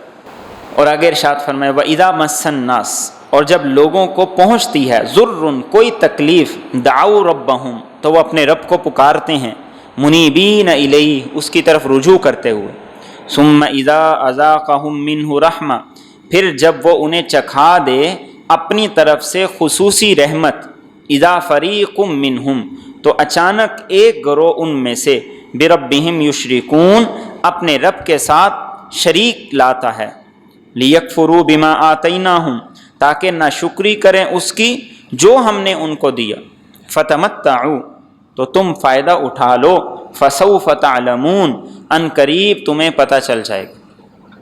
انسان کے اندر اس کا رب موجود ہے، چاہے وہ مشرک ہی کیوں نہیں۔ فرمایا یہی تو نشانی ہے کہ جب انسان مشکل حالات میں پھنس جاتا ہے تو بڑے بڑے مشرک کیا کہتے تھے؟ اے اللہ تو ہی کرنے والا ہے، تو نہیں کرنا ہے۔ یہ کس بات کی دلیل ہے؟ کہ اندر رب موجود ہے، اندر فطرت کا دین موجود ہے۔ امریکہ نے، عیسائیوں نے دین کو اپنی زندگیوں سے بے دخل کر دیا، لیکن اب جب یہ وبا آئی تو امریکن صدر نے ٹویٹ کر کے یہ کہا کہ اب عبادت کے اندر لگو، اب چرچ کے اندر جاؤ، اب مساجد کے اندر جاؤ۔ اندر فطرت اور بنیاد اور بیج موجود ہے، اور اس کی دلیل کیا ہے؟ کہ انسان اپنے اسباب، حالات، وسائل جب سب ناکام ہو جاتا ہے، انسان کہتا ہے جو کرنا رب نے کرنا۔ تو فرمایا رب جب ٹھیک کر دیتا ہے تو انسان پھر اللہ کے ساتھ شریک کرتا ہے۔ مشرکین کا شرک کیا تھا؟ وہ کہتے تھے کہ فلاں آستانے سے ہمیں یہ فائدہ ملا، فلاں بت کا ہم نے نذرانہ دیا اس سے ملا۔ اور ہمارا شرک کیا ہے؟ کہ ڈاکٹر نے ایسی دوائی لکھ کے دی کہ کمال کر دی، وکیل میرا بڑا اچھا تھا، اس نے بڑا زبردست مقدمہ لڑا۔ یہ ہمارا شرک ہے کہ ہم ان چیزوں کو جو اسباب کے درجے میں ہیں، ہم انہیں اسباب سے زیادہ اہمیت دے رہے ہیں۔ اسباب کو اختیار کرنا غلط نہیں، لیکن اپنے اسباب کو جب ہم سب کچھ سمجھتے ہیں، سب کچھ کہتے ہیں، تو پھر یہ عقیدہ غلط ہے۔ اسی لیے مصیبت اور بیماری میں ہم پہلے ڈاکٹر کے پاس جاتے ہیں، جب سارے وسائل جواب دے جاتے ہیں پھر ہم کہتے ہیں کہ اللہ تو نہیں کرنا ہے، اسباب بھی اختیار کریں، لیکن ہمارا اصل یقین مسبب الاسباب پہ ہو۔ تو کہا کہ اگر ناشکری کرتے ہو تو کوئی بات نہیں، مزے کر لو، 4 دن کی زندگی ہے، پھر تمہیں پتہ چل جائے گا۔ آج جو حالات ہیں، ان حالات میں ہم بجائے اس کے کہ توبہ کرتے، اللہ کی طرف رجوع کرتے، ہم الٹے کاموں کے اندر پڑ گئے، ذخیرہ اندوزی میں پڑ گئے، رشوت کا لین دین عام ہو گئے، اور اس طرح کے کام بڑھ گئے۔ تو وبا تو اپنے وقت پہ اللہ رب العزت ختم کر ہی دیں گے، لیکن اللہ کی پکڑ سے ہمیں کوئی نہیں بچا سکے گا اگر ہم نے اپنا عمل درست نہیں کیا۔ اور فرمایا وَإِذَا أَذَقْنَا النَّاسَ رَحْمَةً، اور جب ہم چکھاتے ہیں لوگوں کو رحمت، فَرِحُوا بِهَا، تو وہ اس پہ خوش ہو جاتے ہیں۔ وَإِن تُصِبْهُمْ سَيِّئَةٌ، اور اگر انہیں پہنچے کوئی برائی، بِمَا قَدَّمَتْ أَيْدِيهِمْ، اس وجہ سے جو ان کے ہاتھوں نے آگے بھیجا، اذا ہم یقنطون، تو اچانک وہ نا امید ہو جاتے ہیں۔ اچھے حالات پہ وہ کہتے ہیں کہ اللہ کا بڑا کرم ہے، اللہ کا بڑا احسان ہے، اور اللہ کی طرف سے گناہوں کی وجہ سے، گناہوں کی نحوست کی وجہ سے کوئی پکڑ آ جائے تو وہ سارے کا سارا اس کا ملبہ اللہ پہ ڈال دیتے ہیں کہ اللہ نے میرے ساتھ یہ ناانصافی کی، یہ ظلم کیا، ساری نعمتوں کی ناقدری کر دیتا ہے، ساری زندگی کی جو نعمتیں ہیں اللہ کی، انسان ان کی ناقدری کرتا ہے، انسان بڑا ناشکر گزار ہے۔ اس انسان کے اس رویے کا اللہ رب العزت شکوہ کر رہے ہیں۔ اور فرمایا اولم یرو، کیا انہوں نے دیکھا نہیں، ان اللہ یبسط الرزق، کہ اللہ کشادہ کرتا ہے رزق، لمن یشاء ویقدر، جس کے لیے چاہتا ہے اور تنگ کرتا ہے، ان فی ذلک لآیات، یقیناً اس میں البتہ نشانیاں ہیں، لقوم یؤمنون، ایمان والے لوگوں کے لیے۔ ایمان والے سمجھیں گے کہ حالات میں اونچ نیچ آتی رہتی ہے، تو ایمان والے کا رویہ بھی پھر اس کے مطابق ہوگا۔ آج کے حالات میں جب پیٹرول سستا ہو گیا تو سب نے شارٹ کر دی، بیچنا بند کر دیا، کیوں کہ ہم نے مہنگا خریدا، ہم سستا کیسے بیچیں؟ تو جب سستا خرید کے مہنگا بیچتے ہیں اس وقت کیا ہوتا؟ تو رزق کی تنگی، اونچ نیچ، کاروباری حالات میں اونچ نیچ، فرمایا اس پر کون نشانی، اس نشانی پر کون ایمان رکھتا ہے، کون مانتا ہے؟ جس کے دل میں ایمان ہوتا ہے، اس کا عمل ایمان والوں والا عمل ہوتا ہے۔ اور آگے فرمایا فَآتِ ذَا الْقُرْبَى حَقَّهُ، تو دے دے رشتہ داروں کو اس کا حق، والمسکین، اور مسکین کو، وابن السبیل، اور مسافر کو، ذَلِكَ خَيْرٌ لِلَّذِينَ يُرِيدُونَ وَجْهَ اللَّهِ، یہ بہت بہتر ہے ان لوگوں کے لیے جو چاہتے ہیں اللہ کی رضا، وَأُولَئِكَ هُمُ الْمُفْلِحُونَ، اور یہی لوگ فلاح پائیں گے۔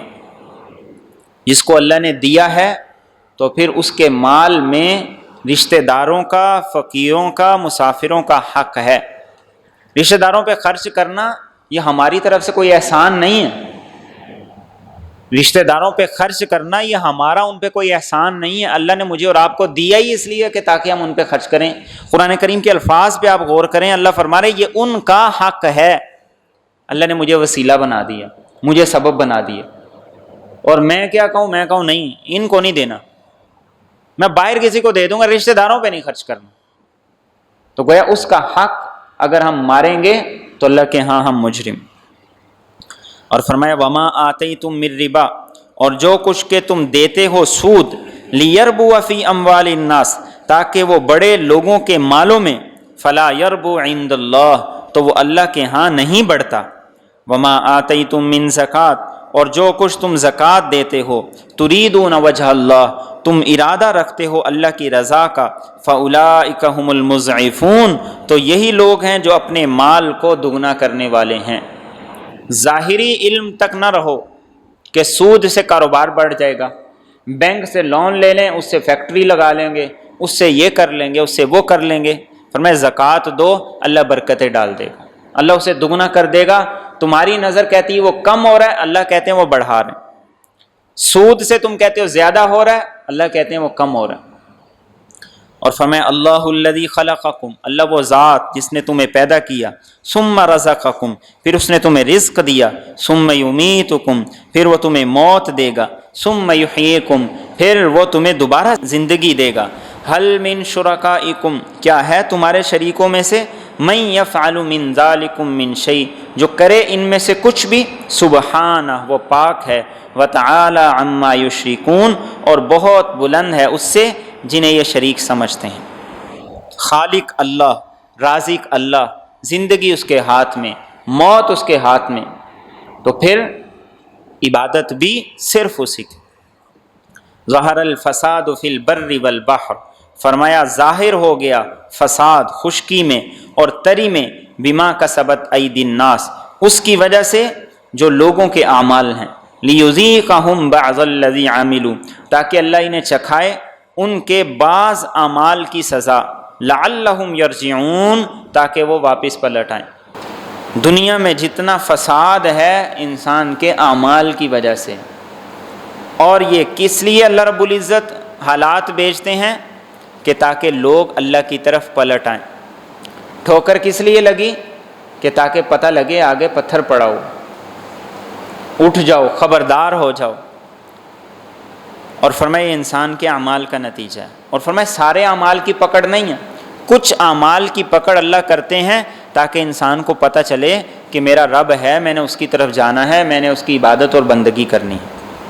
اور فرمایا قل سیروا فی الارض، آپ کہہ دیجئے کہ تم چلو پھرو زمین میں، فانظروا تو دیکھو، کیف کان عاقبہ کیسے ہوا انجام، الذین من قبلہم ان لوگوں کا جو ان سے پہلے تھے، کان اکثرہم مشرکین ان میں سے اکثر مشرک ہی تھے۔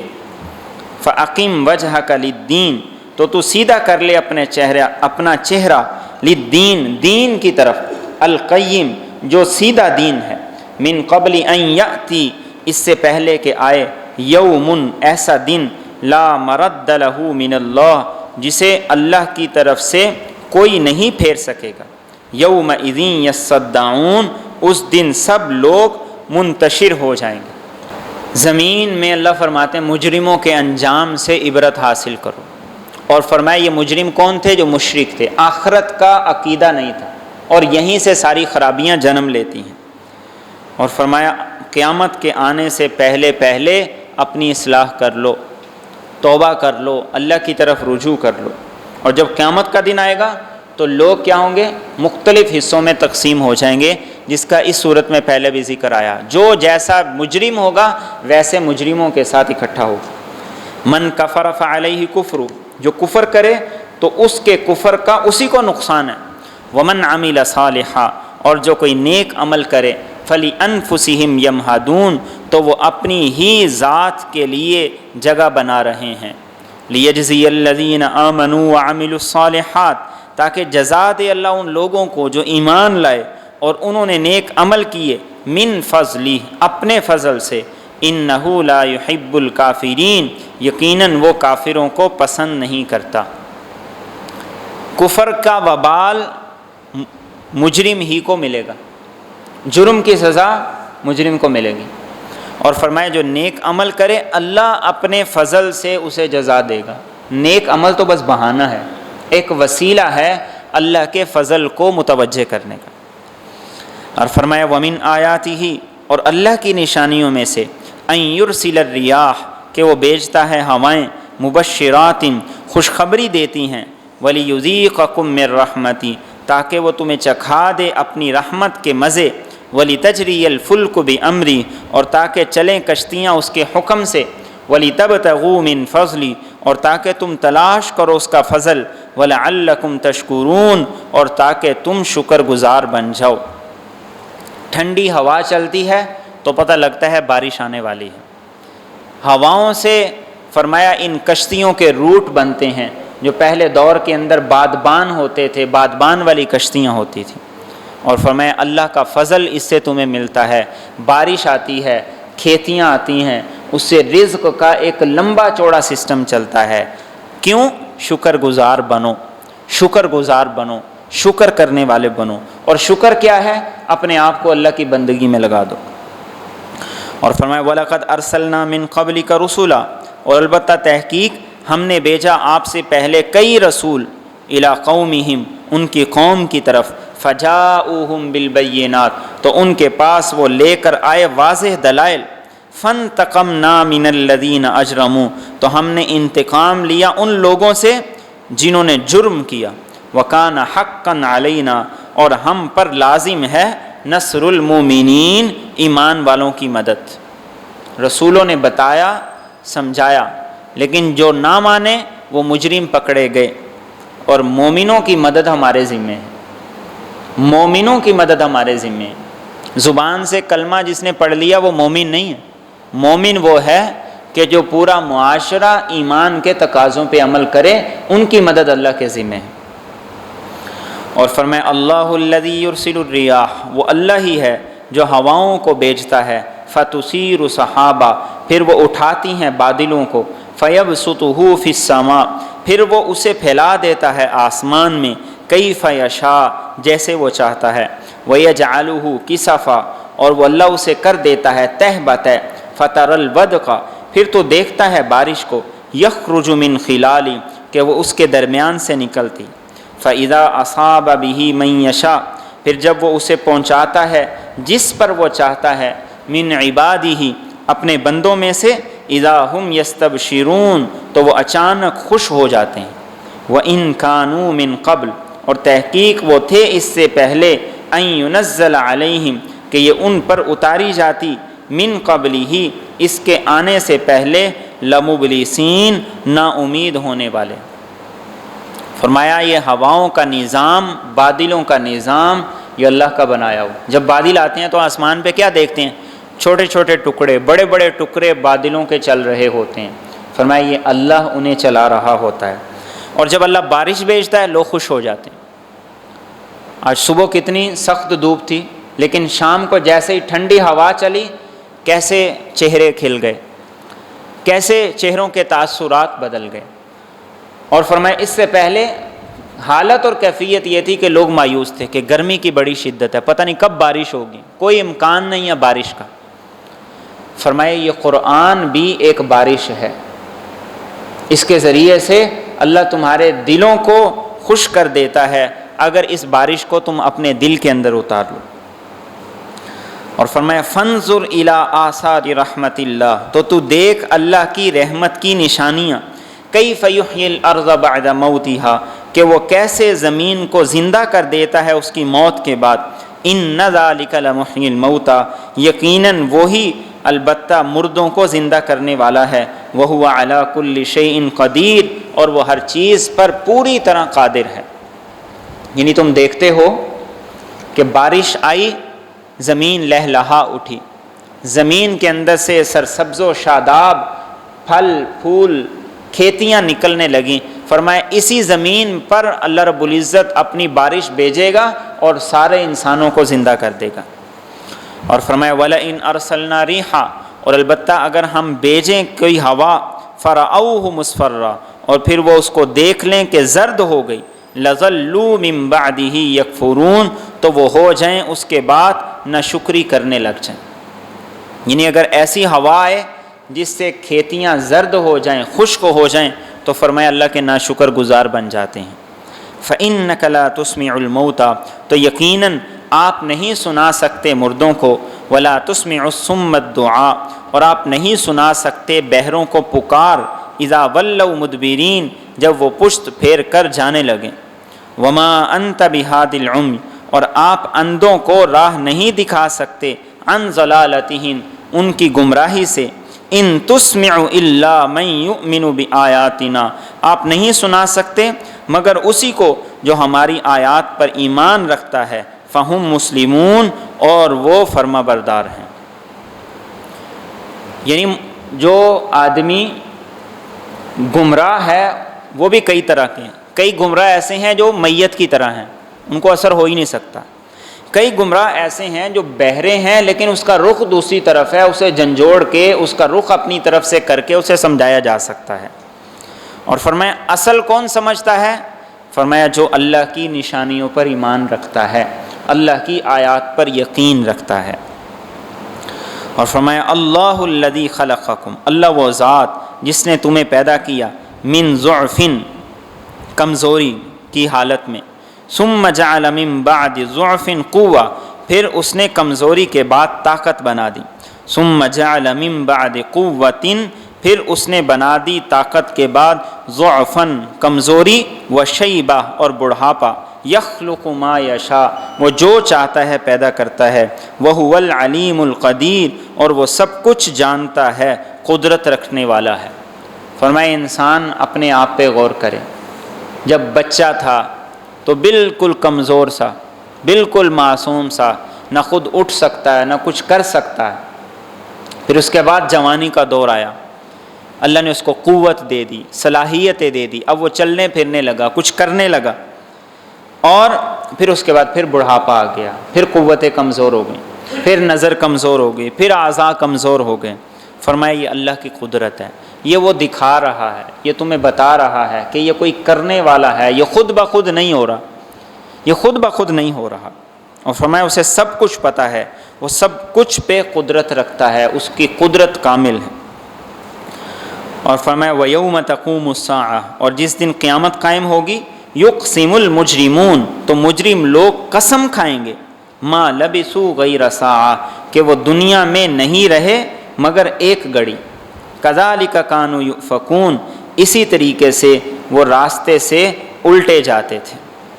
وَقَالَ الَّذِينَ أُوتُوا الْعِلْمَ وَالْإِيمَانَ اور کہیں گے وہ لوگ جنہیں علم دیا گیا اور ایمان دیا گیا، لَقَدْ لَبِثْتُمْ فِي كِتَابِ اللَّهِ البتہ تحقیق تم رہے اللہ کی کتاب کے مطابق، إِلَى يَوْمِ الْبَعْثِ اس زندہ کرنے کے دن تک، فَهَذَا يَوْمُ الْبَعْثِ تو یہ دوبارہ اٹھائے جانے کا دن ہے، وَلَكِنَّكُمْ كُنْتُمْ لَا تَعْلَمُونَ لیکن تم تو علم ہی نہیں رکھتے تھے۔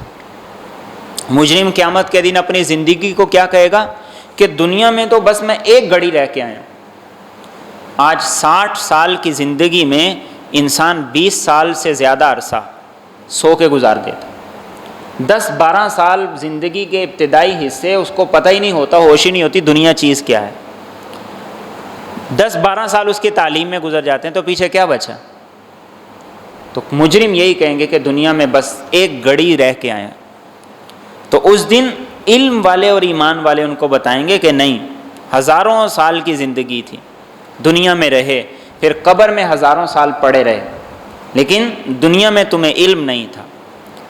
یہ سورہ مبارکہ میں بار بار یہ کہہ رہی ہے کہ علم ہے کیا چیز۔ یہ کون لوگ تھے جنہیں دنیا کا سب کچھ پتہ تھا، لیکن اللہ فرماتے ہیں وہ علم نہیں۔ علم وہ ہے جو اس قرآن میں ہے، علم وہ ہے جو اس کتاب کے مطابق عمل سے چھلکتا ہے۔ تو فرمایا فَيَوْمَئِذٍ تو اس دن لَا يَنْفَعُ الَّذِينَ ظَلَمُوا مَعْذِرَتُهُمْ نہیں فائدہ دے گی ظالموں کو ان کی معذرت، وَلَا هُمْ يُسْتَعْتَبُونَ اور نہ ان سے توبہ قبول کی جائے گی۔ وہاں کہیں گے کہ اللہ مان لیا، ایک موقع، ایک چانس اور مل جائے۔ اللہ فرمائیں گے اب موقع نہیں، آخری سانس سے پہلے موقع ہے توبہ کرنے کا، لیکن شیطان کرنے نہیں دیتا، وہ کہتا ہے کل کر لینا، ابھی تم جوان ہو، ابھی تمہارے اندر بڑی صلاحیتیں ہیں، وہ آنے نہیں دیتا۔ اور فرمایا وَلَقَدْ ضَرَبْنَا لِلنَّاسِ فِي هَذَا الْقُرْآنِ اور البتہ تحقیق ہم نے بیان کی لوگوں کے لیے اس قرآن میں من کل مثل ہر طرح کی مثال، وَلَئِن جِئْتَهُمْ بِآيَةٍ اور البتہ اگر آپ ان کے پاس لے کر آئیں کوئی نشانی، لَيَقُولَنَّ الَّذِينَ كَفَرُوا تو ضرور کہیں گے وہ لوگ جنہوں نے کفر کیا، ان انتم الا مبطلون کہ تم تو بس جھوٹے ہو۔ کذالک یطبع اللہ اسی طرح اللہ مہر لگا دیتا ہے علی قلوب الذین لا یعلمون ان لوگوں کے دلوں پر جو علم نہیں رکھتے ہیں۔ قرآن میں اللہ نے ہر طرح سے بتا دیا، سمجھا دی۔ آج بھی دنیا میں سب سے زیادہ لوگ اس قرآن کو پڑھ کے مسلمان ہو رہے ہیں، لیکن مسلمانوں کا عالم یہ ہے کہ ہم اس قرآن کے قریب آنے کے لیے تیار نہیں۔ اور فرمایا کہ اگر ان کی مرضی کا معجزہ انہیں دکھا بھی دیں تو یہ کہیں گے کہ تم جھوٹے ہی ہو، ہم نے ماننا ہی نہیں۔ اب یہاں پھر آیت میں آپ دیکھیں اللہ فرماتے ہیں جو علم نہیں رکھتے ہم ان کے دلوں پہ مہر لگا دیتے ہیں۔ ساری دنیا کو مسخر کر لیا، چاند پہ دنیا پہنچ گئی، ایک عام محاورہ بولا جاتا ہے دنیا چاند پہ پہنچ گئی، تم ابھی تک یہاں بیٹھے ہو۔ چاند پہ پہنچنے والے وہ رب کو نہ پہچان سکے تو ان کی یہ ٹیکنالوجی، ان کا یہ علم یہ کس کام کا؟ اللہ فرماتے ہیں یہ جاہل ہیں، یہ علم نہیں ہے۔ مسلمانوں نے جب بھی عروج حاصل کیا ہے کیا دنیاوی علم سے حاصل کیا؟ اللہ کے رسول صلی اللہ علیہ وسلم کی جو مدد آئی ہر غزوے کے اندر مسلمانوں پر جو مدد آئی، کیا وہ طاقت کی وجہ سے آئی؟ ایٹم بم کی وجہ سے آئی ہے؟ اسلحے کی وجہ سے آئی ہے؟ اپنی سوچ کو درست کریں، اپنی سوچ کو درست کریں۔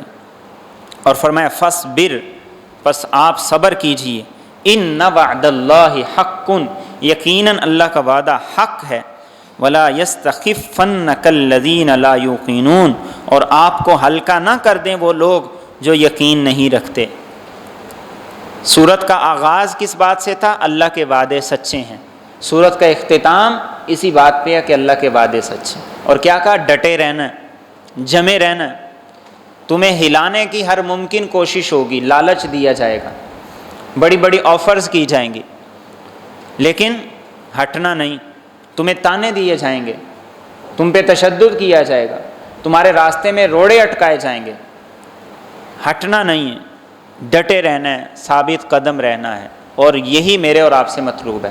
اللہ کے رسول صلی اللہ علیہ وسلم کو کیا مشرکین نے کہا نہیں تھا کہ آپ جو چاہتے ہیں ہم آپ کو دے دیتے ہیں، سارے عرب کا خزانہ آپ کے قدموں میں لا کے رکھ دیتے ہیں، آپ کے دائیں ہاتھ سارے جس سے آپ کہتے ہیں آپ کی شادی کرا دیتے ہیں۔